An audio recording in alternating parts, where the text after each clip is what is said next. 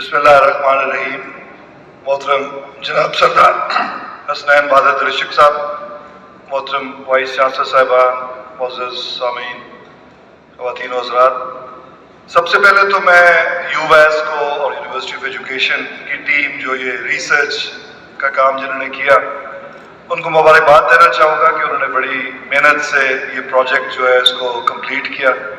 میرا خیال ہے یونیورسٹیز کا کام ریسرچ کرنا ہی ہے، اور ہماری یونیورسٹیز کے جو اساتذہ ہیں اور جو ریسرچرز ہیں وہ اپنی جتنی توجہ ریسرچ پہ دیں گے اور جتنے زیادہ پروجیکٹس کریں گے اتنا ہی ان کے لیے بہتر ہے. یہ جو پروجیکٹ ہے اس میں تو میرا خیال ہے ویسے بھی کوئی دو رائے نہیں ہے کہ دودھ جو ہے وہ کتنا ضروری ہے باڈی کے لیے، اور اگر یہ ریسرچ نہ بھی ہوتی تو شاید ہمیں اس بات کا پتہ ہی تھا. لیکن obviously جب آپ نے کوئی پالیسی بنانی ہوتی ہے تو it has to be evidence based, research based. تو جو ریسرچ یونیورسٹیز نے کی ہے اس کی روشنی میں شاید پیپر ورک بہتر مکمل ہو سکے گا اس پالیسی بنانے کا کہ اسکولز میں ہمیں بچوں کو دودھ پرووائڈ کرنا چاہیے.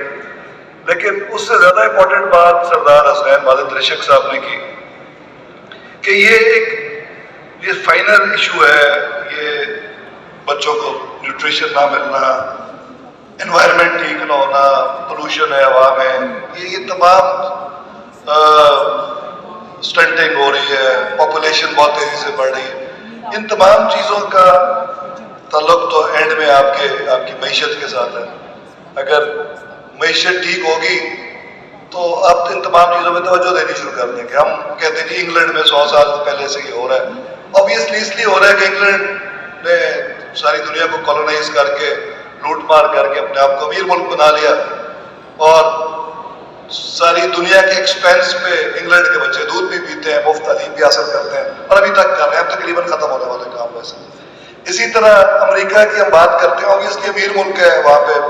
جب میں امریکہ گیا پڑھنے تو تب مجھے یہ فیل ہوتا تھا کہ میں بڑا ویل بلٹ ہوں.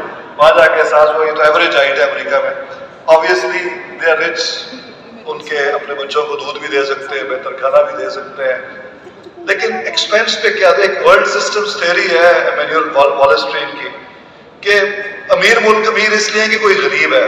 کسی کے امیر ہونے کے لیے کسی کا غریب ہونا ضروری ہے. You are rich at expense of somebody.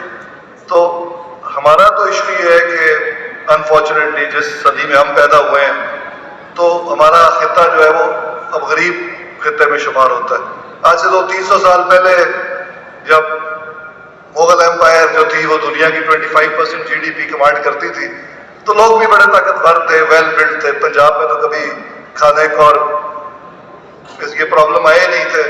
تو دودھ اگر گھر میں میسر ہو تو اسکول میں دینے کی کیا ضرورت ہے؟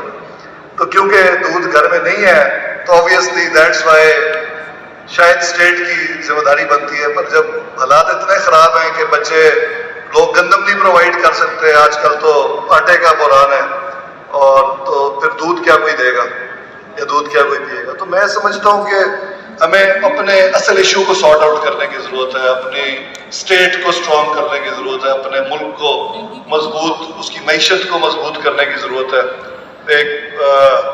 اور جب تک یہ بڑے سسٹمز ٹھیک ہوں گے تو یہ فائنل چیزیں خود بخود ٹھیک ہوتی چلی جائے گی. ادروائز میں سمجھتا ہوں پیسے ضائع کریں گے ان چیزوں پہ، کیونکہ پورا سسٹم خراب ہے. جتنے ہم ریسورسز ایلوکیٹ کرتے ہیں ان فائنل چیزوں پہ وہ بھی کھائے پیے جاتے ہیں. تو خالص دودھ نہیں ملتا کسی کو گھر میں بھی، آپ 200 روپے کلو بھی لینا چاہیں، اور ویسے کلو یونٹ نہیں ہے دودھ کا لیکن پاکستان میں کلو کے حساب سے ہی ملتا ہے. تو اس کو جب وہ اویلیبل نہیں ہے تو اسکولس میں آپ کہاں سے دودھ دیں گے؟ اور اس میں جو میں نے سنا ہے کہ ایون جو یہ ٹیٹرا پیکس آ رہے ہیں یہ بھی کوئی اتنے خالص نہیں ہوتے. تو بہرحال ونس اگین میں تو ظاہر ہے اس جو ریسرچ ہے اس کو تو میں بالکل انکریج کرنا چاہوں گا. پروسیس بھی بالکل ٹھیک ہے، اور I don't want to be negative, لیکن میں سمجھتا ہوں ایک بار پھر اس کو ریٹریٹ کروں گا کہ ہمیں ایز اے قوم جو ہے اپنے آپ کو، پوری قوم کی حالت کو بدلنے کے لیے اپنے لیڈرز کو سلیکٹ کرنا چاہیے جو اس قوم کو بہتر ڈائریکشن میں لے کے جا سکیں. اور وہ میں کسی ایک لیڈر کی بات نہیں کر رہا، ایویلویٹ ہمیں کرنا چاہیے کہ کون بہتر ہے. موقع دیں، نہیں کام کرتا کسی اور کو موقع دیں، وہ نہیں کرتا کسی اور کو دیں، ڈیموکریسی کو موقع ملے. ملک جب مضبوط ریاست بنے گی تو انشاءاللہ تمام مسائل پھر ایسا استحال ہو جائیں گے جس طرح چین میں حل ہونے شروع ہو گئے. تو sir thank you very much for inviting me and very thank you.